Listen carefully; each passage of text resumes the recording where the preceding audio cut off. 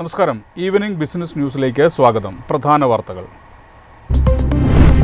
സ്വകാര്യ മേഖലയിലേക്കുള്ള പണമൊഴുക്ക് കുറയുന്നു. സാമ്പത്തിക വളർച്ചയിൽ പ്രത്യാഘാതമുണ്ടാകുമെന്ന് SBI.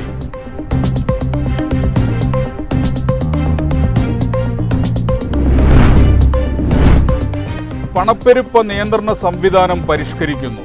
പണപ്പെരുപ്പം നിർണ്ണയിക്കുന്നതിൽ നിന്ന് ഭക്ഷ്യവിലകളെ ഒഴിവാക്കുന്നതും പരിഗണനയിൽ.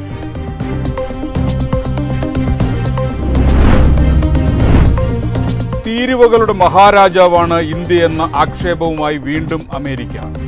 ഇന്ത്യക്കുമേൽ താരിഫ് നടപടികൾ കടുപ്പിക്കുമെന്ന് ട്രംപിന്റെ വ്യാപാര ഉപദേഷ്ടാവ് പീറ്റർ നവാരോ. വിവാദ ഓഹരി വ്യാപാരം തടയാൻ സെബിയുടെ ഇൻട്രാഡേ ട്രേഡിംഗ് പരിധിക്ക് സാധിക്കില്ലെന്ന് വിലയിരുത്തൽ. പുതിയ നീക്കം ആൽഗോ ഫണ്ടുകളെ നിയന്ത്രിക്കുമെന്നും റിപ്പോർട്ട്. ദക്ഷിണാഫ്രിക്കയുമായി വ്യാപാര സഹകരണത്തിന് ഇന്ത്യൻ ഭക്ഷ്യ ഫാർമ കമ്പനികൾ. ഇന്ത്യയിൽ നിന്നുള്ള 30-ലധികം കമ്പനികൾ ആഫ്രിക്കയിലെത്തി ചർച്ച നടത്തും.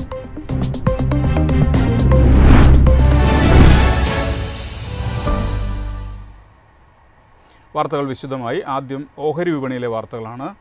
ഓഹരി വിപണി ഇന്ന് ചുവപ്പിൽ അവസാനിച്ചു. സെൻസെക്സും നിഫ്റ്റിയും ഏകദേശം 1% വീതം ഇടിഞ്ഞു. NSE സെൻസെക്സ് 693.86 പോയിന്റ് അഥവാ 0.85% ഇടിഞ്ഞ് 81,306.85 അവസാനിച്ചു. നിഫ്റ്റി 213.65 പോയിന്റ് അഥവാ 0.85% ഇടിഞ്ഞ് 24,870 സെൻസെക്സ് ഓഹരികളിൽ Asian Paints, UltraTech Cement, Tata Steel, ITC, HCL Tech, Kotak Mahindra Bank, Adani Ports, Tata Consultancy Services, HDFC Bank, Tech Mahindra എന്നിവ പിന്നിലായിരുന്നു. Mahindra and Mahindra, Maruti, Bharat Electronics, Sun Pharma എന്നിവ നേട്ടമുണ്ടാക്കി. BSE സ്മോൾ ക്യാപ് സൂചിക 0.35% ഇടിഞ്ഞു. മിഡ് ക്യാപ് സൂചിക 0.23% ഇടിഞ്ഞു. സ്വകാര്യ മേഖലയിലേക്കുള്ള പണമൊഴുക്ക് കുറയുന്നു. സാമ്പത്തിക വളർച്ചയിൽ പ്രത്യാഘാതങ്ങളുണ്ടാകുമെന്ന ആശങ്കയുമായി SBI. US താരിഫുകൾ ഉൾപ്പെടെയുള്ള ആഗോള വ്യാപാര പ്രശ്നങ്ങളാണ് സ്വകാര്യ മേഖലയിലേക്കുള്ള നിക്ഷേപത്തിന് ഭീഷണി. വ്യാപാര യുദ്ധവും താരിഫുകളും നടപ്പു സാമ്പത്തിക വർഷം സ്വകാര്യ മൂലധന ചെലവ് കുറയ്ക്കുമെന്നാണ് SBI വ്യക്തമാക്കിയത്. സർക്കാരിന്റെ മൂലധന ചെലവ് സമ്പദ് വ്യവസ്ഥയെ പിന്തുണയ്ക്കുന്നുണ്ട്. എന്നാൽ സ്വകാര്യ മേഖലയുടെ പങ്കാളിത്തം വികസിത ഭാരത സ്വപ്നമെന്ന സാക്ഷാത്കാരത്തിന് അനിവാര്യമാണെന്നും റിപ്പോർട്ട് എടുത്തുകാണിക്കുന്നു. 2021-22 സ്വകാര്യ മൂലധന നിക്ഷേപം 3.9 ലക്ഷം കോടി രൂപയായിരുന്നു. 2022-23 5.7 ലക്ഷം കോടി രൂപയായി ഉയർന്നു. പിന്നീട് 2023-24 4.2 ലക്ഷം കോടി രൂപയായി കുത്തനെ കുറഞ്ഞു. ഇപ്പോൾ സ്വകാര്യ മൂലധന നിക്ഷേപം ഏകദേശം 4.9 മുതൽ 6.6 ലക്ഷം കോടി രൂപയായി മാറിയെന്നും റിപ്പോർട്ട് വ്യക്തമാക്കി. നടപ്പു സാമ്പത്തിക വർഷം മേഖലയിൽ നിന്ന് പ്രതീക്ഷിച്ചത് 6.6 ലക്ഷം കോടി രൂപയാണ്. എന്നാൽ നിലവിലെ ഭൗമരാഷ്ട്രീയ സാഹചര്യം ഇതിനെ പിന്തുണയ്ക്കുന്നില്ലെന്നും SBI റിപ്പോർട്ട് പറയുന്നു. News desk MyFin TV. പണപ്പെരുപ്പ നിയന്ത്രണ സംവിധാനം പരിഷ്കരിക്കുന്നു. പണപ്പെരുപ്പ സഹനപരിധി 4% നിന്ന് മാറ്റിയേക്കും. പണപ്പെരുപ്പം നിയന്ത്രിക്കുന്നതിൽ നിന്ന് ഭക്ഷ്യവിലകളെ ഒഴിവാക്കുന്നതും റിസർവ് ബാങ്കിന്റെ പരിഗണനയിലാണ്. രാജ്യത്തിന്റെ ധനനയ ചട്ടക്കൂട് 5 വർഷത്തിലൊരിക്കൽ പരിഷ്കരിക്കാറുണ്ട്. ഇതിന്റെ ഭാഗമായി അടുത്ത മാർച്ചിൽ നടത്താനിരിക്കുന്ന അവലോകനത്തിലായിരിക്കും പുതിയ മാനദണ്ഡങ്ങൾ കൊണ്ടുവരിക. പണപ്പെരുപ്പ സഹനപരിധി 2%-നും 6%-നും ഇടയിൽ തുടരുന്നതും സാമ്പത്തിക വളർച്ചയും വിലസ്ഥിരതയും സന്തുലിതമാക്കുന്നതിന് നിലവിലെ 4% എന്ന പണപ്പെരുപ്പ ലക്ഷ്യം മതിയാകുമോ എന്നീ കാര്യങ്ങളാണ് റിസർവ് ബാങ്ക് പരിശോധിക്കുന്നത്. സെപ്റ്റംബർ 18-നകം പൊതുജനങ്ങൾക്കും വിഷയത്തിൽ റിസർവ് ബാങ്കിന്റെ അഭിപ്രായങ്ങൾ അറിയിക്കാം.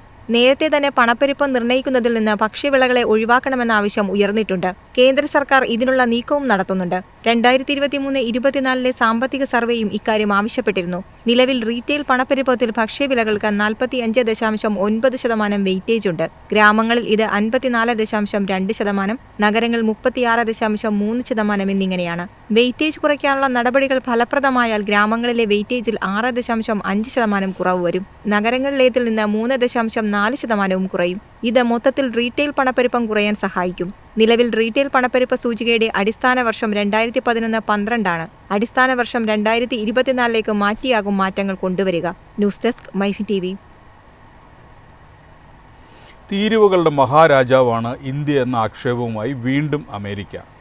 ഇന്ത്യക്ക് മേൽ താരിഫ് നടപടികൾ കടുപ്പിക്കുമെന്ന് ട്രംപിൻ്റെ വ്യാപാര ഉപദേഷ്ടാവ് പീറ്റർ നവാരോ. റഷ്യയും ചൈനയുമായുള്ള ഇന്ത്യയുടെ അടുപ്പത്തെ വിമർശിച്ചുകൊണ്ടാണ് പീറ്റർ നവാരോ പ്രസ്താവന ഇറക്കിയത്. യുക്രൈൻ യുദ്ധത്തിന് ഇന്ധനം പകരുന്നത് ഇന്ത്യയാണ്. വലിയ തീരുവകളാണ് ഇന്ത്യയെ കാത്തിരിക്കുന്നത്. 50% തീരുവ ഈ മാസം തന്നെ നിലവിൽ വരുമെന്നും പീറ്റർ നവാരോ ആവർത്തിച്ചു.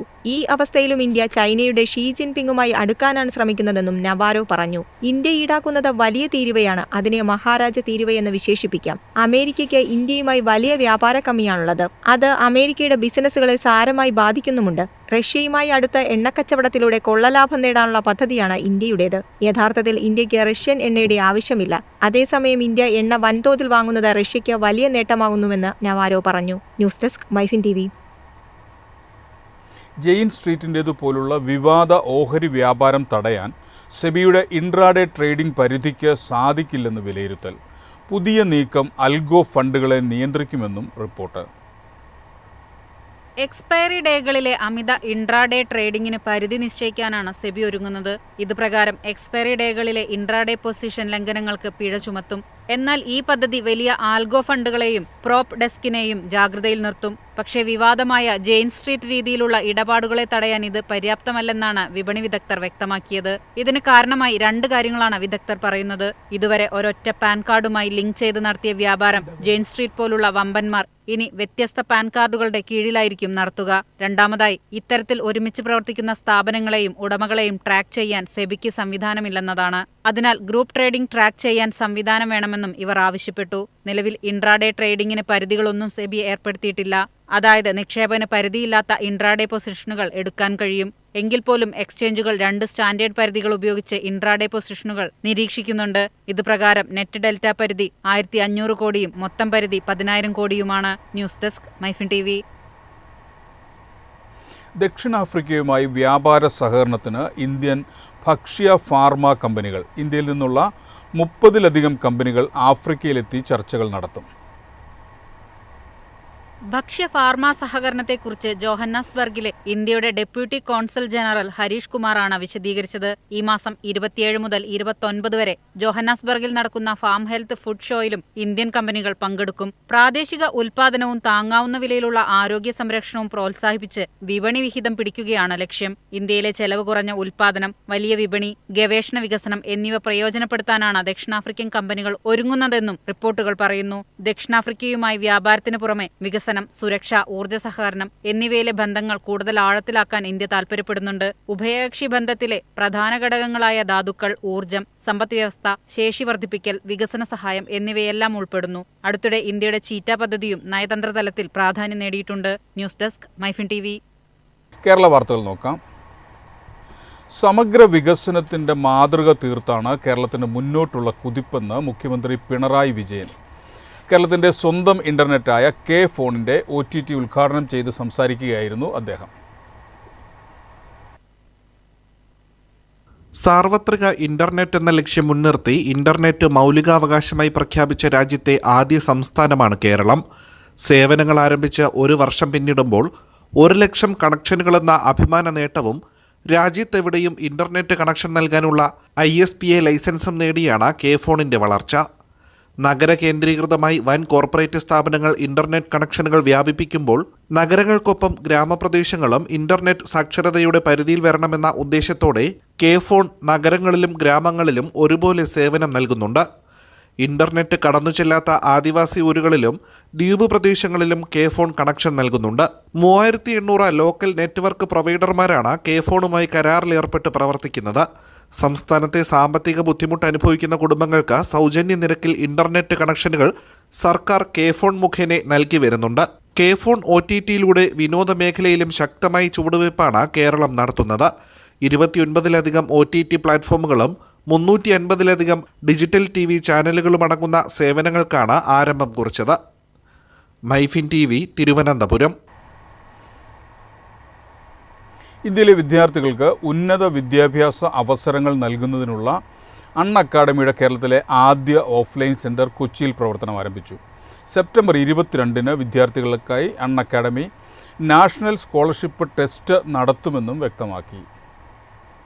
വിദ്യാർത്ഥികൾക്ക് അവരുടെ അക്കാദമിക് ഭാവി വൈവിധ്യപൂർവ്വം വിപുലീകരിക്കാനായി തുടങ്ങിയ സംരംഭമാണ് അക്കാദമി. ഇന്ത്യയിലെ വിവിധ നഗരങ്ങളിൽ 57 സെന്ററുകളുണ്ട്. കേരളത്തിലെ ആദ്യത്തെ ഓഫ്ലൈൻ സെന്ററാണ് കൊച്ചിയിൽ പ്രവർത്തനം ആരംഭിച്ചിരിക്കുന്നത്.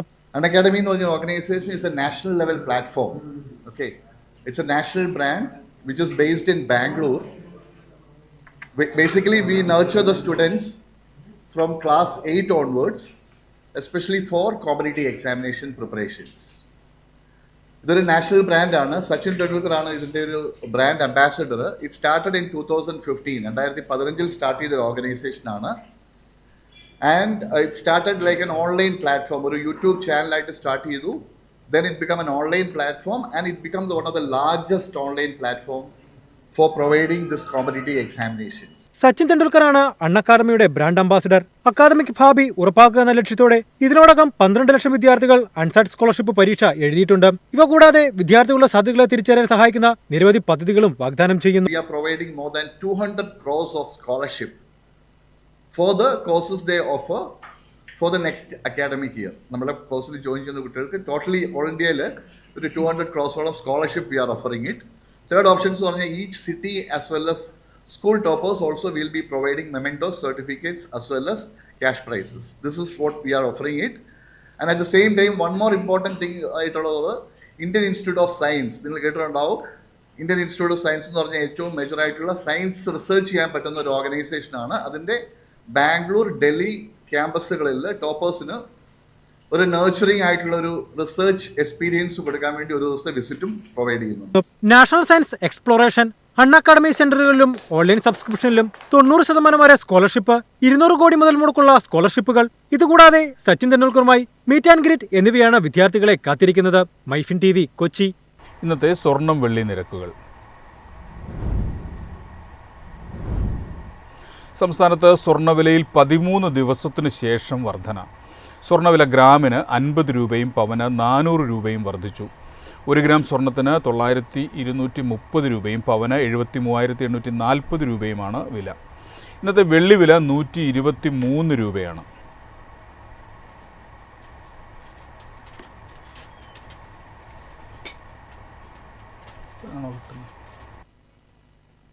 ഇതോടെ ഇന്നത്തെ ഈവനിംഗ് ബിസിനസ് ന്യൂസ് പൂർണ്ണമാകുന്നു. നമസ്കാരം.